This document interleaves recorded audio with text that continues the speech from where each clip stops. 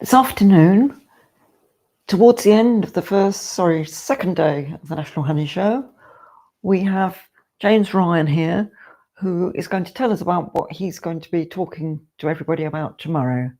So you've got a couple of lectures starting first thing in the morning.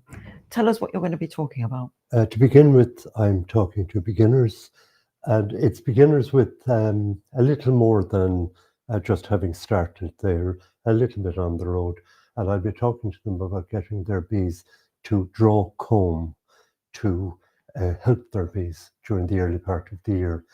And drawn comb is one of the best tools that we have as beekeepers for helping our bees along the way. So starting off, if we're doing this artificially, we have a sheet of wax. Yes. We imprint it with a basic pattern. And that's no good to them because it's totally flat. There's nothing to sit inside. They need to draw out a little cubby hole for them to start using. The comb is needed by the queen to lay in.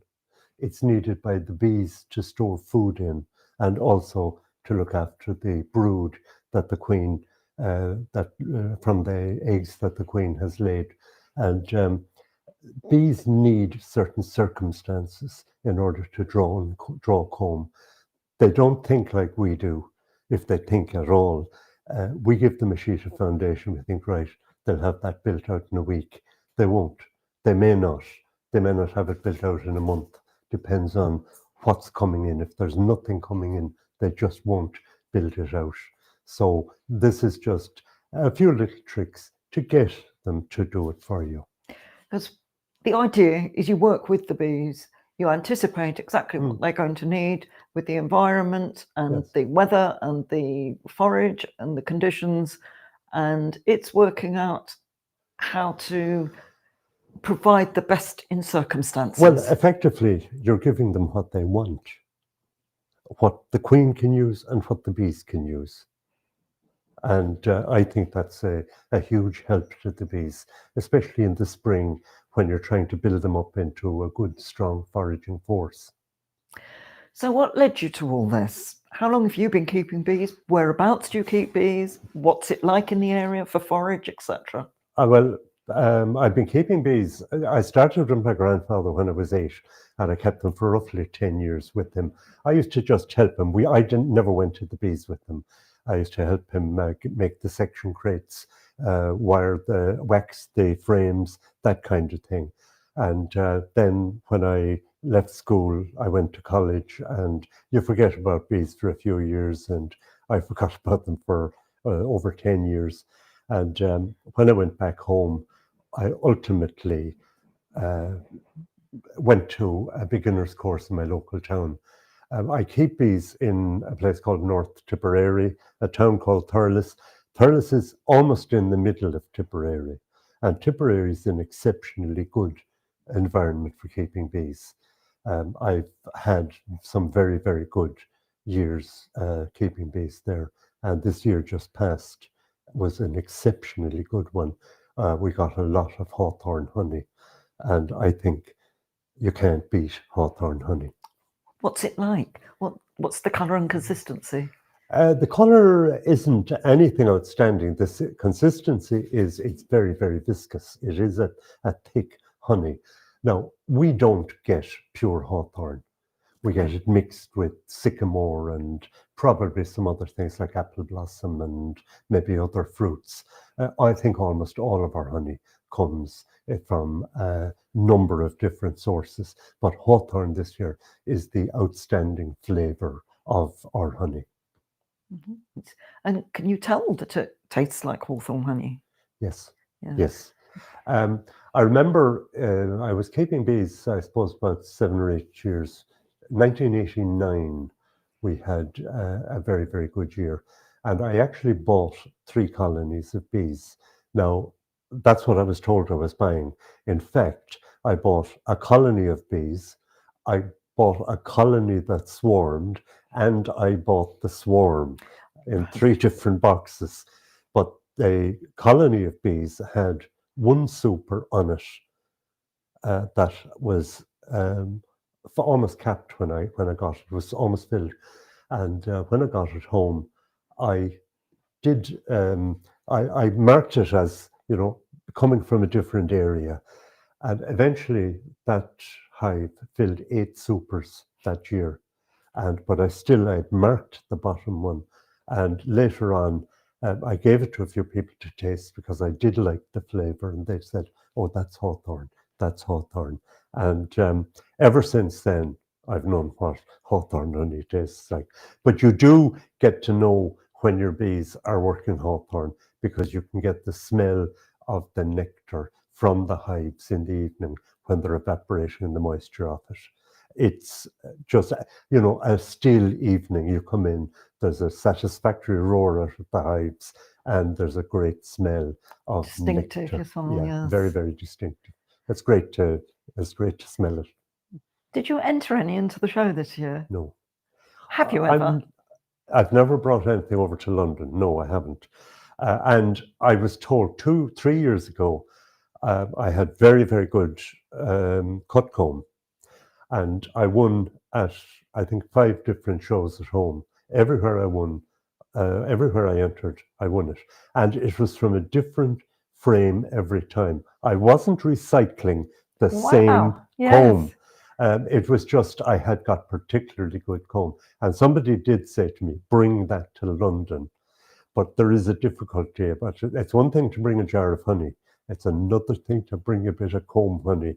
It's very, very easy to damage it. It's very Delicate. It's not easy to get it over in one piece. But no, I haven't. I do support our local show in Clonmel, which is done in South Tipperary. And interestingly enough, over the years, quite a few English and British beekeepers have come over. They wanted to show honey here at the National, but they weren't confident enough. So they came to Clonmel and showed it. And they always say at home, if you win in Clonmel, you can win in London.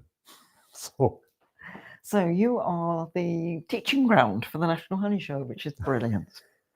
Well, I don't know about that, but anyway. So you have another lecture tomorrow afternoon as well? I have, yes. The other one is moving up from small-scale beekeeping up to something more substantial. And really, I'm not going to put a figure on what that is because I think that has to be open to the persons themselves with what they're comfortable handling. Because beekeeping, as we know, it's hard work. It's heavy work. And people don't generally appreciate just how much work there is in keeping 40 or 50 hives of bees and the amount of equipment that you end up with. Yes, I was just talking to somebody in the lift that I've known from the National Honey Show for many years who said, "I'm 90, I can't do this anymore. I'm going to scale down. I think 4 hives sounds about right." And that's pretty good for a 90-year-old. Yeah. Because there's a lot of heavy lifting. There is, yeah. Well, I think you can always get help. You can take on an apprentice to give you help. And I think that's a good thing for older beekeepers to do. They have the experience, they have the knowledge, and you always have a beginner who wants to hear from a master beekeeper, who wants to hear how it was done in the past. And, they're going to learn from people like that.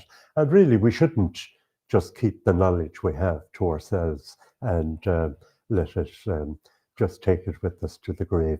And we should try and help young people get involved. There's not enough young people coming into beekeeping. That's right. Yes. Although when I joined, I thought it was all old people were in it. Now, when I look back, I can't see that many young people, but they are a bit younger than me anyway. Right.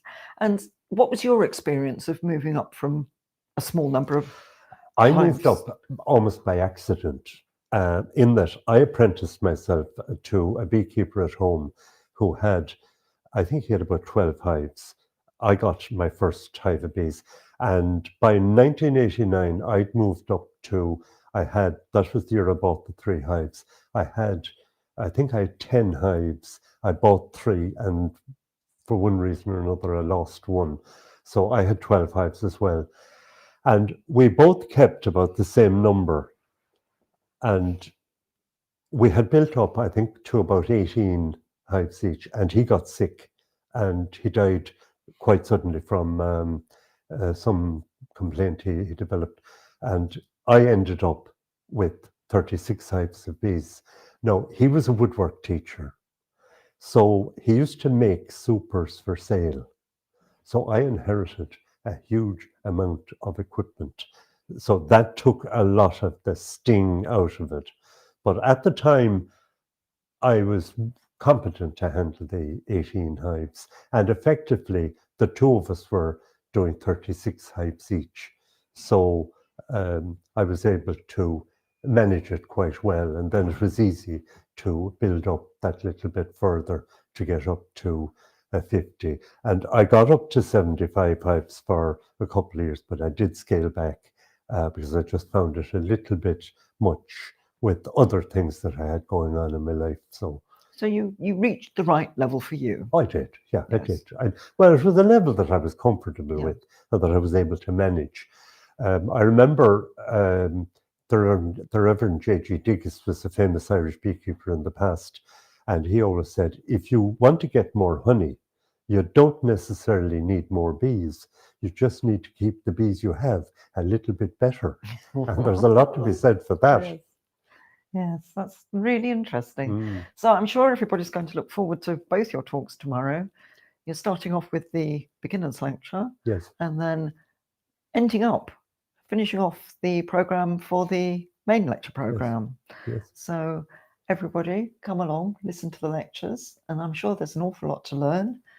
And as we've said before, everybody here is friendly, very happy to share all their knowledge, and a great resource. So we look forward to seeing you tomorrow. Do like, share, and subscribe. And as I say, come along and enjoy the show.